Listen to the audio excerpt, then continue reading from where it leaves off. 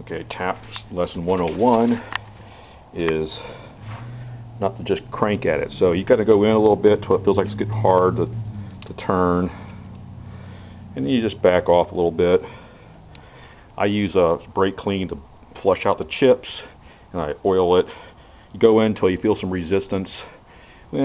Just back off, back a few turns off, go back in. It'll break very slowly. The worst thing you can do is do this and break the tap inside that hole by just cranking on it like gangbusters. So patience is a virtue when it comes to taps. Anyway, I'm almost there. I'm going to check the depth of the thread here just a minute and see how far I'm in, because the other thing is you can bottom out, and then of course you'll break the tap for sure. There's no way you can go, but so it's going pretty straight. I think it'll be a nice, clean, well tapped hole.